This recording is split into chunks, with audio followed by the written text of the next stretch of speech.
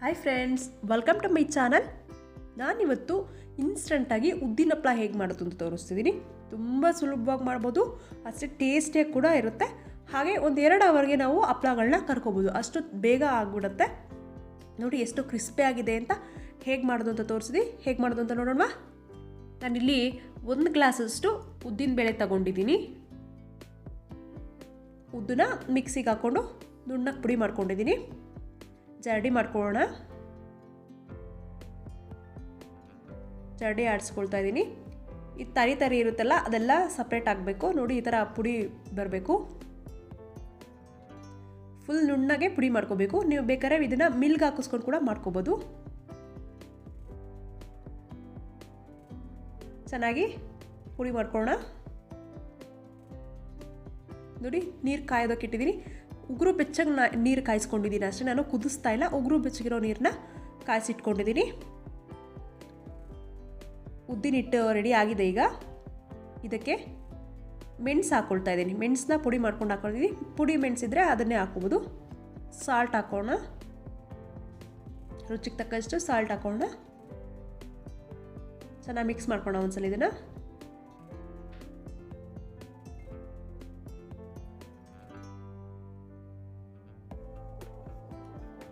ಸ್ವಲ್ಪ ಸೋಡಾ ಹಾಕ್ಕೊಳ್ಳೋಣ.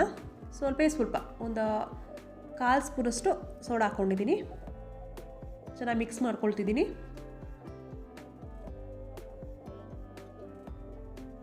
ತುಂಬ ಇನ್ಸ್ಟಂಟಾಗಿ ಆಗುತ್ತೆ. ಟೇಸ್ಟು ಕೂಡ ಸೂಪರ್ ಆಗಿರುತ್ತೆ. ನೀವು ಅಂಗಡಿಲಿ ತರೋ ಥರ ಹಪ್ಪಳ ಇರೋದಿಲ್ಲ ಇದು. ಒಂದು ಸ್ವಲ್ಪ ನೀರು ಹಾಕ್ಕೊಂಡು ಒಂದು ಸಣ್ಣ ಉಂಡೆ ಮಾಡ್ಕೊಳ್ಳೋಣ ಫಸ್ಟು. ಯಾಕಂದರೆ ಅದು ಟೇಸ್ಟ್ ಕರೆಕ್ಟಾಗಿದೆಯಾ ಸಾಲ್ಟ್ ಅಂತೆಲ್ಲ ನೋಡ್ಕೊಳ್ಳೋದಕ್ಕೆ ಸಣ್ಣ ಉಂಡೆ ಮಾಡಿಕೊಂಡ್ರೆ ಗೊತ್ತಾಗುತ್ತೆ. ಈಗ ಬೆಚ್ಚಗಿರೋಂಥ ನೀರನ್ನ ಹಾಕ್ಕೊಳ್ತಾ ಇದ್ದೀನಿ. ಕಲಿಸ್ಕೊಳ್ಳೋಣ.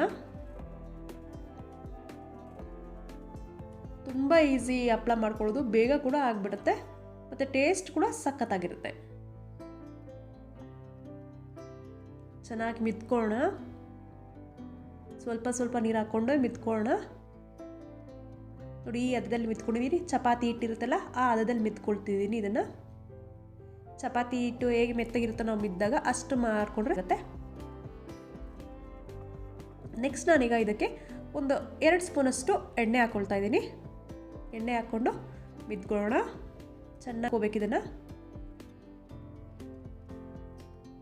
ಅದು ಫುಲ್ ಸಾಫ್ಟ್ ಆಗಬೇಕು, ಆ ಥರ ನಾದ್ಕೊಳ್ಳೋಣ.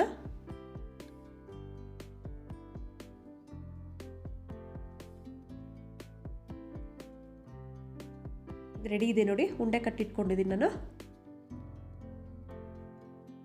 ಇಷ್ಟು ಹದದಲ್ಲಿದ್ದರೆ ಅದು ಪರ್ಫೆಕ್ಟಾಗಿ ಬರುತ್ತೆ ಹಪ್ಪಳಗಳು. ನಮ್ಗೆ ಹರ್ಕೊಳ್ಳೋದಕ್ಕೆ ತುಂಬ ಈಸಿ ಆಗುತ್ತೆ. ಕರೆಕ್ಟ್ ಹದದಲ್ಲಿ ಚಪಾತಿ ಹಿಟ್ಟದ ಹದದಲ್ಲಿ ಕಲಿಸ್ಕೊಂಡ್ರೆ ಒಂದು 5ರಿಂದ 10 ನಿಮಿಷ ನೆನೆಯೋದಕ್ಕೆ ಬಿಡೋಣ. ಕ್ಲೋಸ್ ಮಾಡಿಬಿಟ್ಟು ನೆನೆಯೋದಕ್ಕೆ ಬಿಡ್ತಿದ್ದೀನಿ ನಾನೀಗ. ಒಂದು 5 ನಿಮಿಷ ಆಗಿದೆ. ಈಗ ನಾನು ಅದನ್ನು ಸ್ವಲ್ಪ ಮಿದ್ಕೊಳ್ತಾ ಇದ್ದೀನಿ. ಚೆನ್ನಾಗಿ ಅದನ್ನು ಸ್ವಲ್ಪ ಚಚ್ಕೊಳ್ಳೋಣ. ಅದನ್ನು ಚೆನ್ನಾಗಿ ನಾದ್ಕೋಬೇಕು. ಅದನ್ನು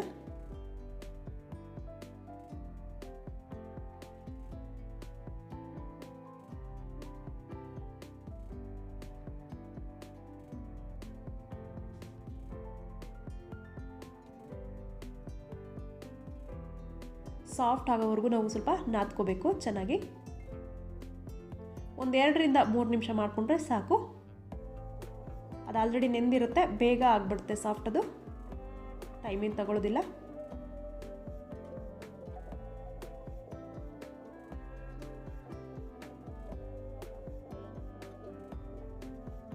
ಈ ಥರ ಲಟ್ಟಣಿಗೆಯಲ್ಲಿ ಸ್ವಲ್ಪ ಹೊಡ್ಕೊಳ್ಳೋದ್ರಿಂದ ನಮಗೆ ಅದು ಸ್ವಲ್ಪ ಸಾಫ್ಟ್ ಆಗುತ್ತೆ ಬೇಗ.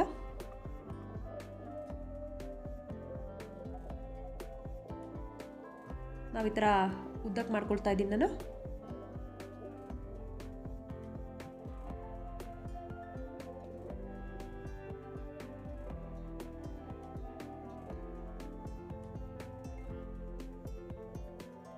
ಜಾಸ್ತಿ ಹೊತ್ತು ನಾವು ಇದನ್ನು ಗಾಳಿಲಿ ಬಿಟ್ಬಿಟ್ರೆ ಗಟ್ಟಿಗೆ ಆಗಿಬಿಡುತ್ತೆ. ಬೇಗ ಇಮ್ಮಿಡಿಯೇಟಾಗಿ ಮಾಡ್ಕೊಳ್ತಾ ಇರಬೇಕು.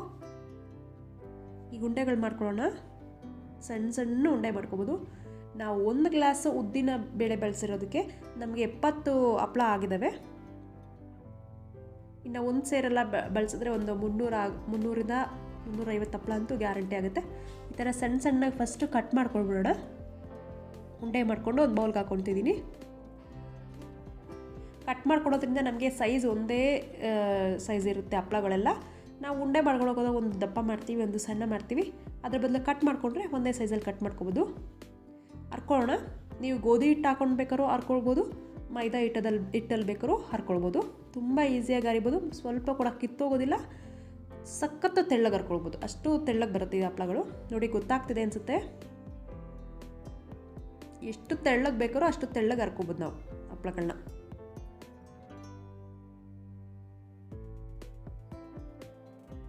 ನೋಡಿ ತೆಳ್ಳಗೆ ಹರ್ಕೊಳ್ತಾ ಇದ್ದೀನಿ. ನಿಮ್ಗೆ ಎಷ್ಟು ತೆಳ್ಳಗಾಗುತ್ತೋ ಅಷ್ಟು ತೆಳ್ಳಗೆ ಹರ್ಕೊಳ್ಬೋದು, ಎಷ್ಟು ಬೇಕಾದರೂ ತೆಳ್ಳಗೆ ಹರ್ಕೊಳ್ಬೋದು ನೀವು. ಮತ್ತು ಸೀದೋಗೋದಿಲ್ಲ ಇವು, ಕರ್ಕೊಂಡಾಗ ನಾವು ಸೀಯೋದಿಲ್ಲ ಇದು. ನೋಡಿ ಹಪ್ಪಳಗಳು ರೆಡಿ ಆಗಿದ್ದಾವೆ. ಅರ್ದಿಟ್ಕೊಂಡಿದ್ದೀನಿ ಒಂದು ಸೈಡ್ಗೆ. ಈಗ ಎಲ್ಲ ಒಣಗಿದ್ದೀವಿ ಬಿಸಿಲಿಗೆ. ನಾನೀಗ ಜಾಸ್ತಿ ಹೊತ್ತು ಒಣಗಿಸೋದೇನು ಬೇಡ, 2 ರಿಂದ 3 ಗಂಟೆ ಒಣಗಿಸ್ಕೊಂಡ್ರೆ ಸಾಕು. ನಾನು ಬಿಸಿಲಲ್ಲೇ ಒಣಗಿಸ್ಕೊಂಡಿದ್ದೀವಿ. ನೀವು ಬೇಡ ಆಗಲ್ಲ ಬಿಸಿಲಿಲ್ಲ ಅಂತಂದರೆ ನೆರಳಲ್ಲಿ ಕೂಡ ಒಣಗಿಸ್ಬೋದು. ಹಪ್ಪಳ ಒಣಗಿದೆ ನೋಡಿ, ರೆಡಿ ಇದೆ ಈಗ ಕರಿಯೋದಕ್ಕೆ. ನೆರಳಲ್ಲಿ ಕೂಡ ಇದನ್ನು ಒಣಗಿಸ್ಕೋಬೋದು. ಒಂದು ಓವರ್ ನೈಟ್ ಬಿಟ್ಟರೆ ಸಾಕಾಗುತ್ತೆ. ಈಗ ಬಾಣಲಿಗೆ ಆಯಿಲ್ ಹಾಕ್ಕೊಂಡು ಕರಿಯೋದಕ್ಕೆ ಇಟ್ಕೊಳ್ತಿದ್ದೀನಿ. ಹಪ್ಪಳ ಹೇಗೆ ಹಾಕುತ್ತೆ ನೋಡೋಣ. ತುಂಬ ನಮಗೆ ಅಂಗಡಿಗಳಲ್ಲಿ ಸಿಗೋವಂಥ ಉದ್ದಿನ ಹಪ್ಪಳ ಗರ್ಗರಿಯಾಗಿರುತ್ತೆ, ತಿಂದರೂ ತಿನ್ನಂಗೆ ಅನ್ಸೋದಿಲ್ಲ, ತುಂಬ ತೆಳ್ಳಗಿರುತ್ತೆ. ಆದರೆ ಈ ಥರ ಹಪ್ಪಳಗಳು ಮಾಡಿಕೊಂಡ್ರೆ ಒಂಥರ ಟೇಸ್ಟ್ ಸೂಪರಾಗಿರುತ್ತೆ. ತುಂಬ ಈಸಿಯಾಗಿ ಕೂಡ ಮಾಡ್ಕೋಬೋದು, ಟೇಸ್ಟು ಕೂಡ ಸೂಪರಾಗಿರುತ್ತೆ. ನಾವು ಅಕ್ಕಿ ಹಪ್ಪಳ ಹಾಗೆ ಕಾಳುಗಳ ಹಪ್ಪಳ ಎಲ್ಲ ಮಾಡ್ಕೊಳ್ಳೋದಕ್ಕೆ ಎಷ್ಟು ಕಷ್ಟಪಟ್ಟು ಮಾಡ್ಕೊಳ್ತೀವಿ. ಅದ್ರ ಬದಲು ಈ ಥರ ನಾವು ಉದ್ದಿನ ಹಪ್ಪಳ ಮಾಡಿಕೊಂಡ್ರೆ ತುಂಬ ಈಸಿಯಾಗಿ ಮಾಡ್ಬೋದು. ಟೇಸ್ಟು ಕೂಡ ಆ ಹಪ್ಪಳಗಿಂತ ಇದು ಸೂಪರಾಗಿರುತ್ತೆ. ಎಣ್ಣೆ ಕೂಡ ಸ್ವಲ್ಪನೂ ತಗೊಳ್ಳೋದಿಲ್ಲ, ಆಯಿಲ್ ಫ್ರೀಯಾಗೇ ಇರುತ್ತೆ ಇದು ಕೂಡ. ನೋಡಿ ಹಪ್ಪಳಗಳನ್ನ ಕರ್ಕೊಂಡಿದ್ದೀನಿ. 2 ಅವರ್ ಒಣಗಿಸಿರೋದು. 2 ಅವರ್ ಆಗಿದ ತಕ್ಷಣ ಹಪ್ಪಳ ಕರೆದಿದ್ದೀನಿ. ಎಷ್ಟು ಚೆನ್ನಾಗಿರುತ್ತೆ ಅಂತಂದರೆ ನಿಮಗೆ ಈ ಥರ ಹಪ್ಪಳಗಳು ಅಂಗಡಿಲಿ ಕೂಡ ಸಿಗೋದಿಲ್ಲ. ಅಷ್ಟು ಟೇಸ್ಟಿಯಾಗಿರುತ್ತೆ, ಅಷ್ಟು ಕ್ರಿಸ್ಪಿಯಾಗಿರುತ್ತೆ. ನಾವು ಇದನ್ನು ಬಳಸ್ಕೊಂಡು ಚಾಟ್ಸ್ ಕೂಡ ನಾವು ಮಾಡ್ಕೋಬೋದು, ಅಷ್ಟು ಟೇಸ್ಟ್ ಆಗಿರುತ್ತೆ. ಈರುಳ್ಳಿ ಮತ್ತು ಟೊಮೆಟೊ ಎಲ್ಲ ಹಾಕ್ಕೊಂಡು ಚಾಟ್ಸ್ ಕೂಡ ಮಾಡ್ಕೋಬೋದು.